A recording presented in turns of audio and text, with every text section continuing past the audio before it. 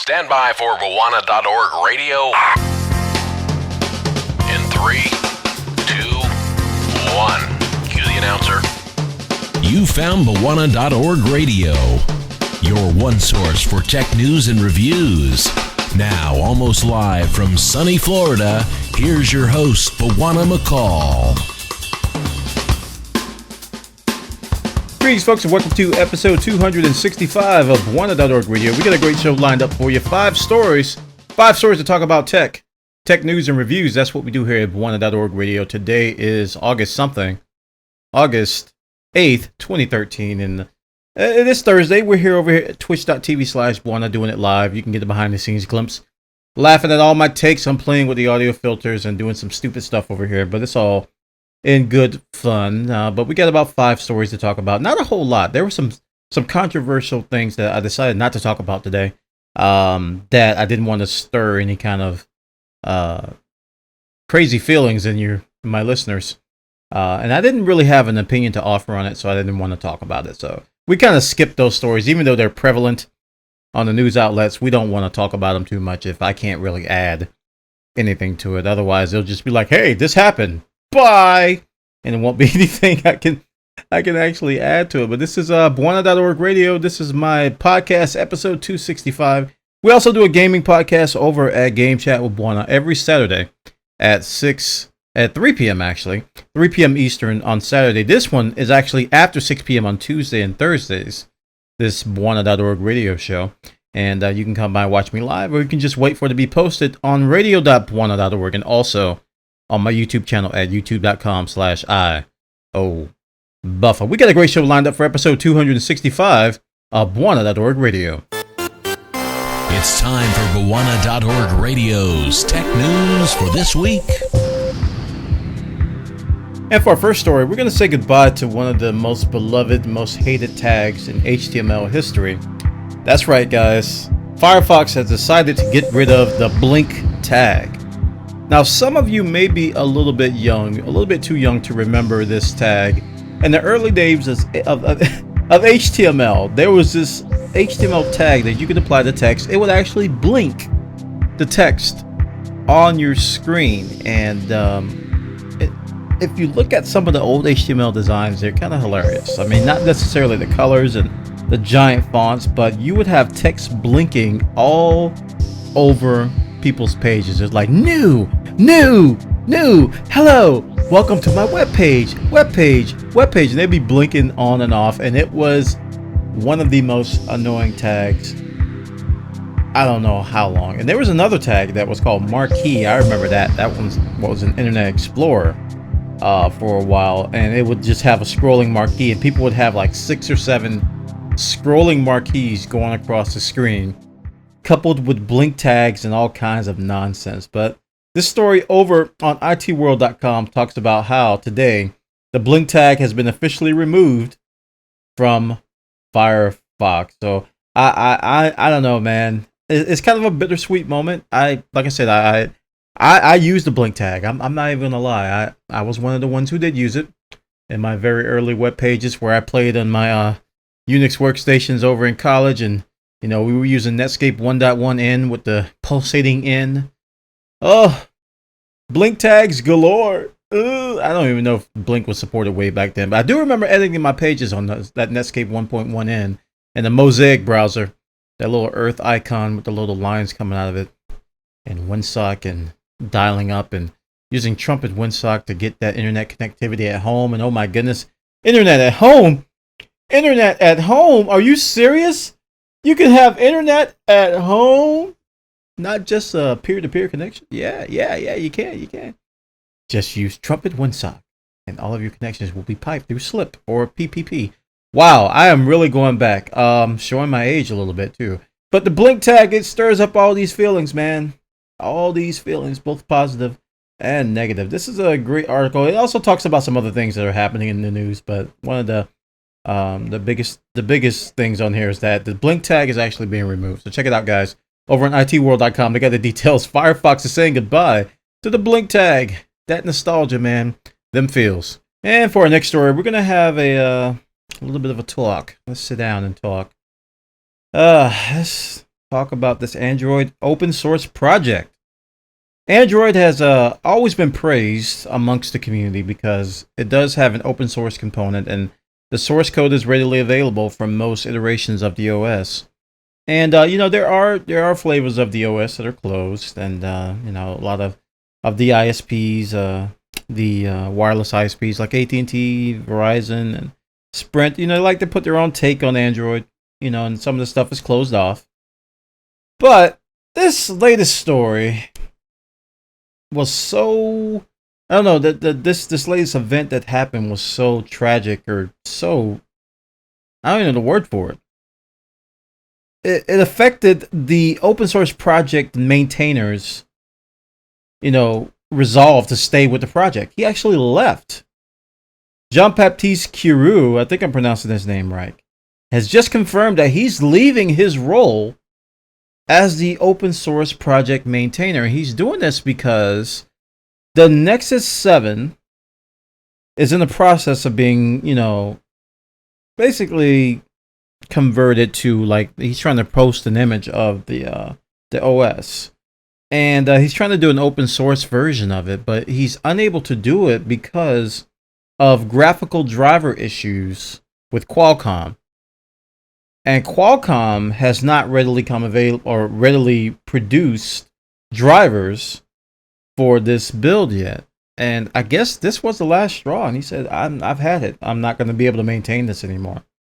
So as a result, he's not able to post a Nexus 7 image on the open source project repository. So Google's going to have to find a new overseer who's going to have to be able to put up with this kind of stuff, and also try to figure out how to post an image with working graphics, because as of now, they can't get it to work because Qualcomm won't provide the drivers for this particular build. Now, there's got to be something else. I looked at this and I was like, wow, that can't be the straw. I mean, that can't be the main thing. It must be something like the straw that broke the camel's back. It must be something that led up to this that made him a little bit less inclined to put up with it anymore. He just said, I don't want to do this anymore. And I don't know if he's angry, livid, or just ready to move on to something else. But looking from the outside in, it doesn't look good for the open source project that their maintainer just leaves like this. So check this story out, guys. Over in Engadget.com, this Nexus 7 image issue has been thrusted to the forefront because the open source project maintainer, Jean-Baptiste Curou, has decided to leave. Check it out. Engadget has a story. You're listening to Bawana.org Radio, a potpourri of tech news and reviews. For our next story, we're going to talk about Google Play. Google Play All Access, Music All Access. Google Play Music All Access. I got it right the third time. When this came out, this was kind of a big deal because Google essentially challenged Spotify, Pandora, and a lot of the online music companies. Google is a big player, so if they step into a market, people take notice. One of the things that Google Play gave users is the ability to have access to their entire library and be able to play it at any time for a subscription fee. I believe a starter fee of $7.99 for a limited time, and I think the original price is like $10 after that trial. But the reason we're talking about Google Play All Access is because when it first came out, it was limited to only the Americas and I believe a couple other places. But now it has been expanded. It has basically debuted in Europe. 9 countries in Europe: Austria, Belgium, France, Ireland, Italy, Luxembourg. I always say Luxembourg like that. Luxembourg, Portugal, Spain, and the UK. And as with the US launch, you will have a promotional offer to get you started. Like I said, that first month is going to be a discounted $7.99 Great Britain pounds, I believe, and euros, actually. Yeah, euros and pounds.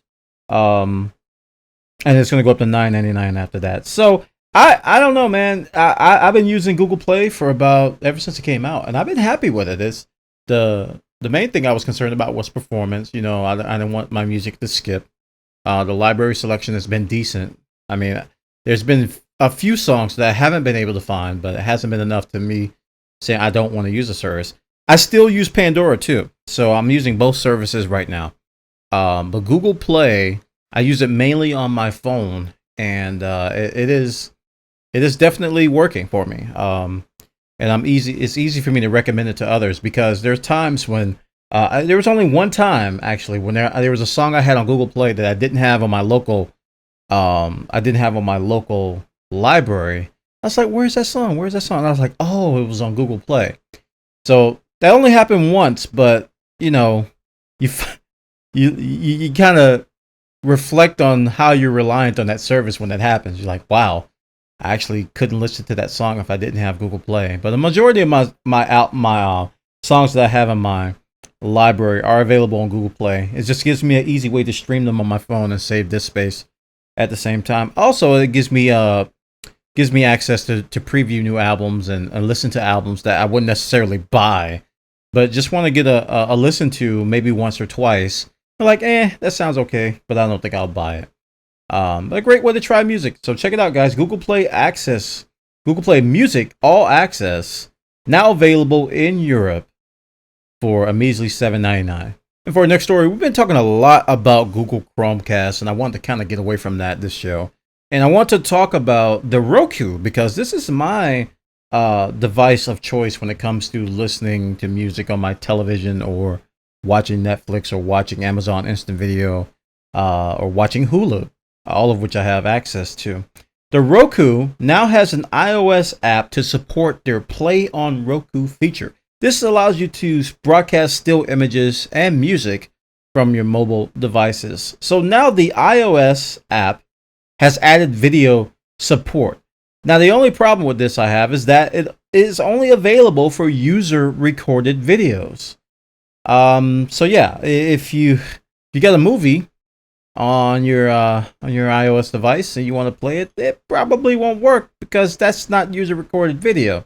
And to me, that's that's a good way of like sharing vacation footage, or if you got a nice video that you caught to show it on your TV. But those are one-offs. They're not really common for my usage, especially with the Roku. If you allow me to play the movies that were stored on my mobile device, that would be awesome. And it would be your AirPlay type feature. For that kind of stuff, AirPlay and Apple TV really, really work well. For all your media that you have available via iTunes, essentially, you can stream across AirPlay. And to me, I still think AirPlay is one of the best out there. It's better than Chromecast in a lot of ways. And it's more flexible. Flexible amongst iOS devices. The biggest drawback is that it's not supported across multiple devices. But that's the case with a lot of Apple devices. They work really well within the Apple ecosystem, but outside of that, they don't work all that great. I saw a related story on this. I didn't want to talk about it, but I'm talking about it anyway. How the Chromecast does not support the 5 gigahertz band for 802.11n. And, that sucks because I was hoping to put mine on that band because I don't use a whole lot of things on that band. I just have mostly my stuff on the 2.4 gigahertz band of 802.11n. And Chromecast doesn't support it. And, I've been having stuttering issues. I've been having some streaming issues, especially when I'm streaming from a desktop. When I'm streaming from my mobile device with YouTube and Netflix, it's fine. But when I stream a Chrome tab, say, for instance, if I go to twitch.tv and I stream a tab of a stream from either my laptop or my desktop, the streaming is smooth on my desktop. But as it's being streamed to my television, it's a slideshow. So, and I don't have bottleneck issues on my wireless network. So I don't know what's going on. How can Netflix work well, but the desktop Chrome stuff have performance issues? And I'm not the only one to have these issues. I've seen other people have them as well. So Chromecast is showing its problems by going wireless only. And when I bought my Roku, I made sure that I had one that had Ethernet support. For that reason, I don't want to rely on wireless to do streaming.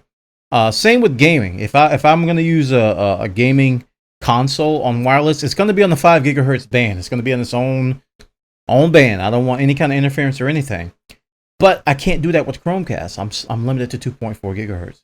So we're looking for more features from Roku to maybe supplant or replace some of the things that Chromecast offers, especially as a new player comes into the market. And Apple's doing comfortably with AirPlay, but we can only hope that Roku and Boxee and the other media devices that people are moving to will get better, because more and more people are cutting the cord.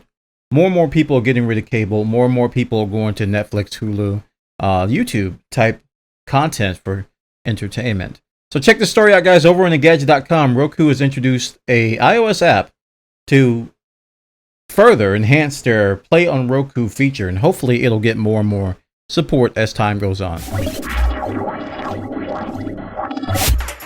You found Bwana.org Radio.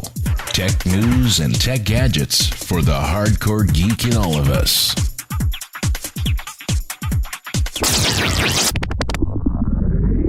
And for our final story, we're going to talk about some smartwatches. And a lot of people have been looking at this lately because Apple is talking about getting into the market with iWatches or whatever they're going to be called. And Samsung and a lot of other big companies, even Sony, has some smartwatch offerings that are either coming or already out. This article over on MakeUseOf.com makes a approach or basically is giving you an alternative to a popular watch called the Pebble watch. And this was on Kickstarter. And it got a lot of funding. People really jumped on this. The Pebble watch is a really popular one. And this article says, hey, if you don't want to do the Pebble watch, how about these four alternatives? And the very first one is kind of ridiculous. It's $5,000. And it looks like something from like J.J. Abrams' Star Trek. It's called the Ventura Spark Sigma MGS. It's $4,850. And it does offer some cool features. I mean, it has some Bluetooth support, like pretty much all these things do. And it mainly, I think, is so expensive because of this MGS system. And what it does is that it uses a movement-driven micro-generator system to generate power for the watch. So it's kind of like a self-winding watch. And I think that's what you're paying for when you're paying for all this money. It looks like you got a freaking DVD on top of it. If you look at the watch design, it looks like a DVD on top of the actual watch. And that's some overkill, man. It's cool that this MGS system can last up to 40 days. And you get some cool, nifty features. But that is just, man, that's $5,000. So I think I'll pass on that one. This next one is called the Martian Passport, and it's for $300. This is actually a little bit better. This is a smartwatch made by the CEO, tailor-made for a CEO of a Fortune 500 company. It does have Bluetooth support, supports Android and iOS SMAP apps, such as WhatsApp and Line. It will scroll the message and the sender info across the display. So it's pretty cool if you want to check your SMSs or your emails or anything. And it even can read your messages out loud to you. Compatible with Windows 8 64-bit, Windows 7 64-bit, and 32-bit Mac OS 10, 10.7, and 10.8 64-bit. You should be able to issue voice commands to the programs on the operating systems to use some Bluetooth connectivity. So it's a pretty nifty watch for $299. The next one is Sony's Smartwatch 2. That's coming out in September. It's going to be $130. $130, and it's got some cool NFC stuff. But other than that, it's got your standard Android support. There's a ton of smartwatch compatible apps on Google Play. And you can imagine that you can show your Twitter, your Facebook, your SMS notifications. It's got some nice little screens that you can probably download. Similar to what the Pebble Watch offers. So the Smartwatch 2 will be here in early September for $130. And then we got the Cuckoo. Cuckoo is the iOS equivalent to what I just talked about. This is a watch that's mainly for iPhone 5 and iPhone 4S, iPad mini, and iOS devices. Has Bluetooth, supports Facebook, SMS, Twitter, gives you some notifications on your watch. I mean, that's cool, man. If you can just look at your watch and see the tweet that you got or your SMS that you got, it's some cool stuff with these smartwatches. And like I said, these smartwatches are getting praised, but a lot of people don't use watches. I use watches. People who go out tend to use watches. I think people who stay home don't use watches that much because clocks are everywhere. But for the outdoorsy crowd, like this one says, and people who like to go out and have watches and use watches, even use watches for stylish reasons. These are some cool little watches that you can use. Cuckoo is a great name. So check it out, guys. These are just some alternatives to the Pebble watch, and I was looking at possibly getting the Pebble. I know some people with it, and I'm a little bit jealous. A little bit, just a tiny bit, of their watch. But it's a pretty nice feature, and these watches are on sale. Most of these are on sale today. Hey guys, Buona here. Just want to take time to thank our corporate sponsors, Amazon.com, Greenman Gaming, and YouTube. Without these guys, Buona.org Radio would not be possible. So thank you to our corporate sponsors.